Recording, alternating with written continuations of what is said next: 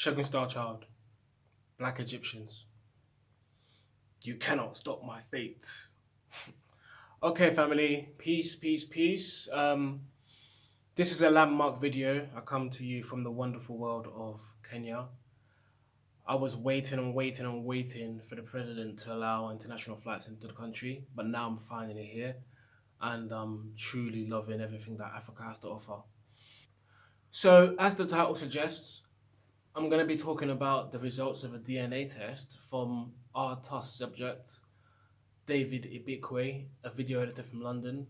He takes a DNA test which actually reveals he's related to one of the greatest Egyptian pharaohs in the whole of the 30 or so dynasties. The original video is called 5 Brits Take a DNA Test. I've put the title in the description, so be sure to check that out if you've got time. So yeah, let's watch the video.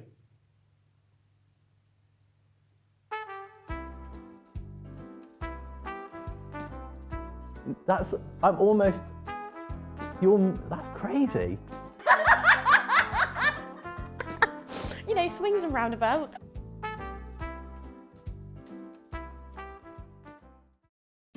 For me, well, I've got kind of mixed heritage. My mum's from Nigeria and my dad was born in Jamaica, but my mum is quite fair.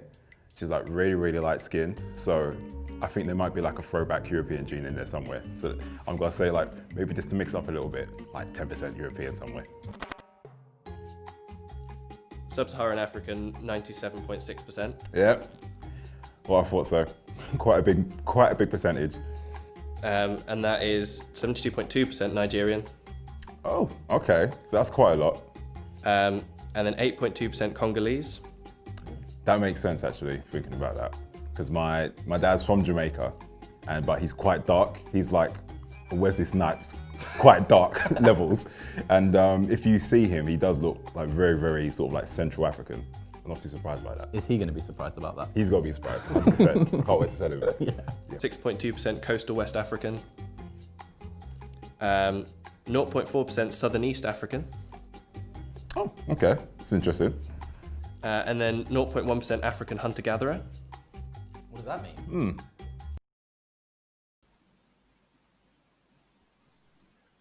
You want to know what that means? I'll tell you what it means. The Holy Tablets say there are 7 types of Negroid, and the San are one of them. When we speak of African hunter-gatherer, we're talking about an offshoot or split from one of the earliest humans. The Khoisan, shown here in green, is also a language class based on clicking sounds, and as you can see from the pictures, they were based in southern Africa.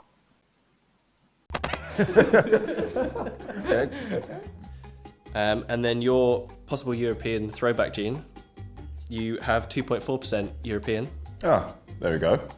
Which is 1.1% British and Irish. You most likely had a 3rd, 4th, 5th or 6th great-grandparent who was 100% British or Irish. This person was likely born between 1750 and 1840. And then your sort of DNA relatives online, they are 102% more likely to feel jittery after drinking caffeine. Yes, 100%, yeah. As you guys know, I don't drink tea or coffee. 52% more likely to have a perfect pitch. It's where you can so you could sing like a C note. Really? So Give us a note. Get this guy in X Factor next year, definitely. Yeah, man. On your father's side, going way, way back, you have a distant relative, and this is a sort of 73,000-year-old relative, with Pharaoh Ramses III. Oh, really? Hey, That's well some cool. like Egyptian. So your great-grandfather, 73,000 years, is also his great-grandfather. Oh my days. Okay, there It you like go. meets at that point. So I'm related to royalty almost. In a way. In a way, yeah. way back, but yeah, I can kind of say that. Don't let it go to your head. This is way more interesting than your Scandi Yeah, man. Farmer. You're farmer. I'm a pharaoh.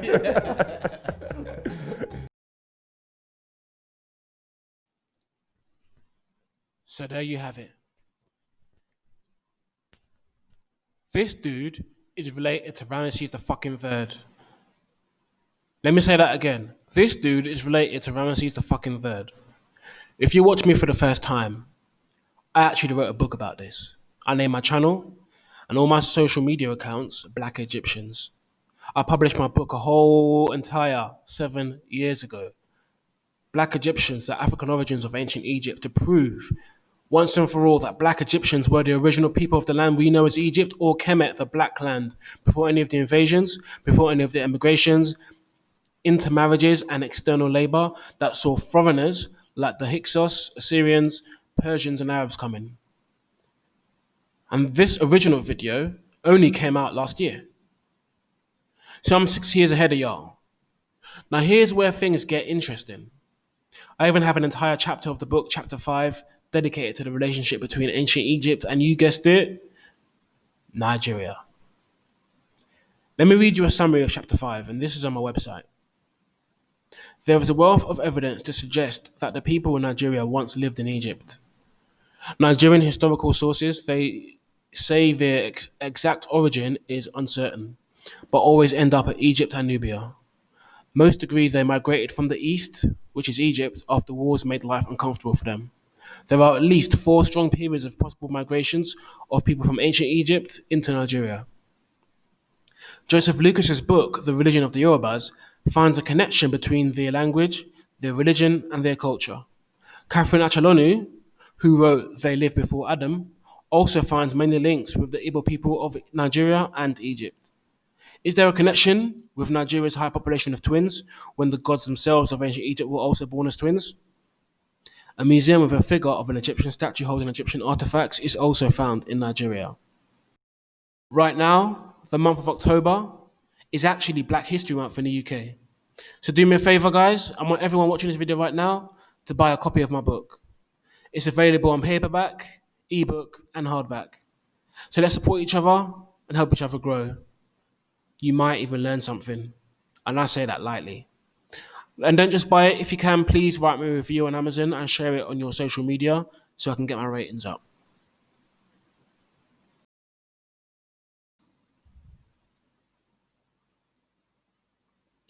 In the clip, one of the dudes said, "Don't let it get to your head." Well, I say let it. We're the ones who've had our history stolen from us. We're the ones who have been force-fed these fake-ass religions, which is just a rebranding and a reconstruction of our own stories. Now we found out we're kings, and you say, "Don't let it get to your head." But you don't mind enjoying your white privilege, huh? So don't expect me to take it lightly, reveling in that shit. You are Egyptian. Then they go on to tell Leon in the video that he has 1.2% Western Asian and North African DNA.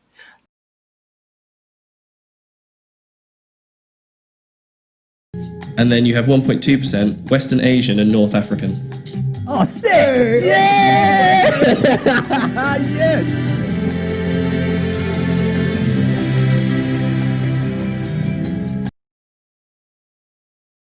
Look how happy he is to hear he's Asian and African. And he's shaking the brother's hand like they're on the same team. So, who was Ramses III? Ramses III was the son of Setnakht and T. Merenes, or I could say T. Merens. Egyptologists call him the last great pharaoh.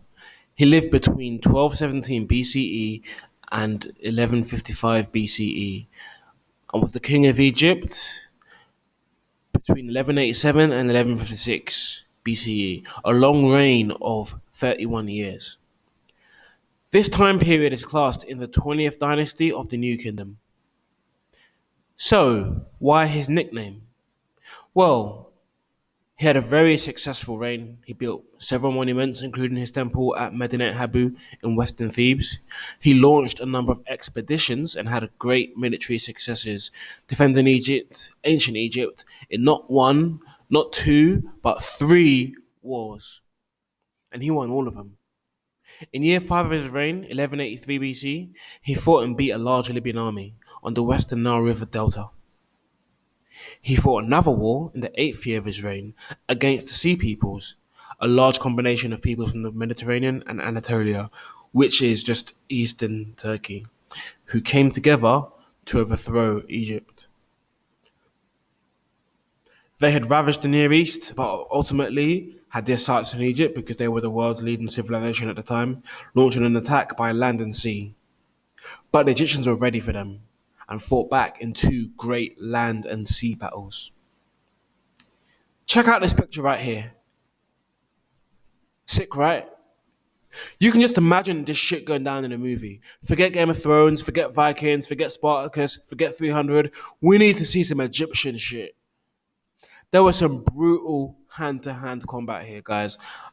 I'm going to go in the Akashic Records tonight and play that shit, because this is amazing. The Sea Peoples, throughout history, eventually gave birth to the Phoenicians. Now, after 2 years of peace, in his 11th year, Ramses III fought his third and final war, again on the Western Delta, against a new coalition of Libyan tribes who infiltrated that area. He was able to capture their chief, which quickly ended the war. After this, they had peace and stability. So he carried on with his building projects and revived trade with the land of Punt, which is really Ethiopia, re-established law and order throughout the country, which is Ma'at, and launched a tree planting campaign. Unfortunately for Ramses III, he was betrayed by one of his concubines. If you watch my channel, you know I talk a lot about polygyny. And like I said, this is an ancient and natural practice. He had 2 major wives and several concubines, but one of his minor wives, or concubines, conspired to kill him so her son could be king. And it wasn't just her. There were many people implicated in the plot, and subsequently 38 people were sentenced to death. So my question to you is, who are you a descendant of? I'm not necessarily encouraging you to get a DNA test, because of these DNA companies, they can just give out your information to God knows who. However, it's definitely worth the question. Who are you a descendant of? Or should I say, which ancient Egyptian pharaoh are you a descendant of? Because if one of us is related to an ancient Egyptian pharaoh, then surely a lot of us are carrying that royal blood, that royal DNA in our blood. Now we know why they hate us so fucking badly. We are the pharaohs and they're the farmers. Should we just do nothing with our magical DNA? No, we should embrace and celebrate the culture in arts, entertainment, and culture. It should be in our religious lives. Every home should have a couple Egyptian pictures, a couple Egyptian statues. And if we evolve to something else in however many thousands of years, cool, let's evolve. But until then, let's work with what we got. Me personally, I think I'm a descendant of either Amos or Kamos. They were gangsters. Or possibly even Ramses II. This nigga had 200 wives and concubines, so many of us could be one of his little millions.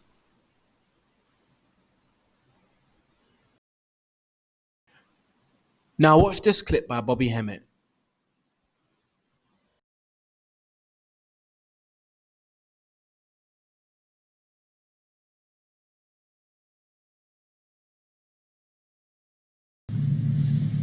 If they prepared, when we look back in 1999, why, if they prepared a way for us to get out of this, why we don't see no economic blueprint on how to get out of this, how to start businesses and all this stuff that we want so bad, why we don't see no physical weapon war machine on how to build new guns to kill the cracker, why is it that the only thing, if they had 5,000 years to prepare, why is it the only stuff that we get out of that is religious stuff? Yes. Gotta have something to do with our because the basic premise of the Osiris is he's a caterpillar and he goes into the cocoon. Then he comes out a butterfly. The cocoon stage is what we have been shut down and been living in all these years. Now you don't come out of damn cocoon to go back to a damn caterpillar. So the whole Afrocentric community is off. We're not supposed to go back to Egypt and be Egyptians. Been there, done that. You coming out of cocoon to be something, a metamorphosis into a new creature.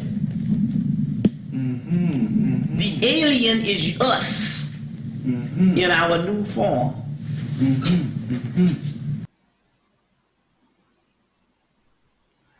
As you've just heard, he makes some sweeping statements. I repeat, the whole Afrocentric community is off. We're not supposed to go back to ancient Egyptians and being Egyptians. Been there, done that. Comparing it to the butterfly metamorphosis of the caterpillar going into a cocoon and coming out a butterfly. He does have some points he made in the video, and watch the full version if you have time, but ultimately he is wrong, and I'll tell you why.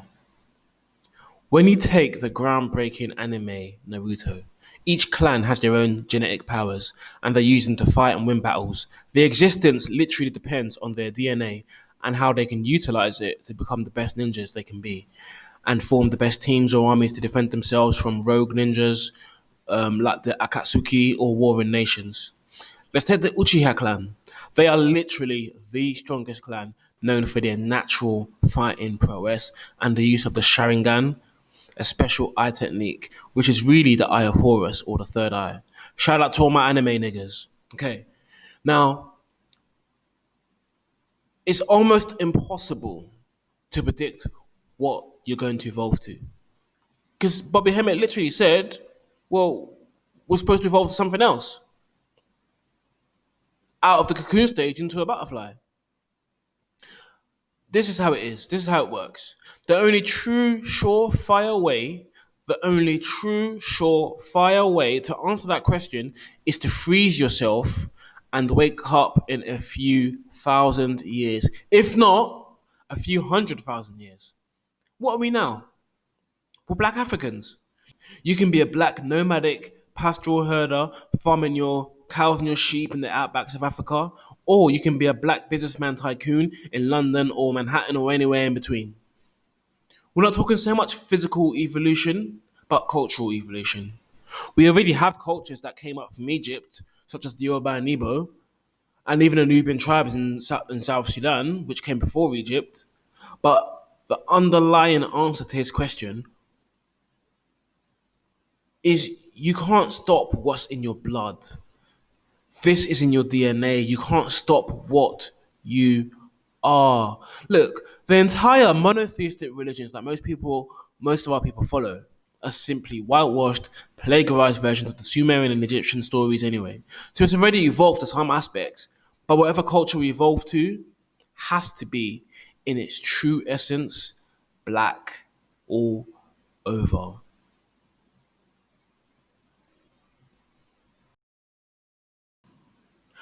Okay guys, that's the end of the video. I truly hope you've enjoyed watching and have learned a lot from watching. Please like, comment, share and subscribe. I wish you a very happy continuation of Black History Month. Don't forget to buy the book and leave a review on Amazon to help me get my ratings up. Just to leave a few closing statements, I truly do think that we need to utilize and embrace our culture. I mean, even if you just take our natural resources for a minute, we don't really utilize it. Our oil, our natural resources, gas, and all sorts, we don't utilize it. So the same shouldn't be done with our culture.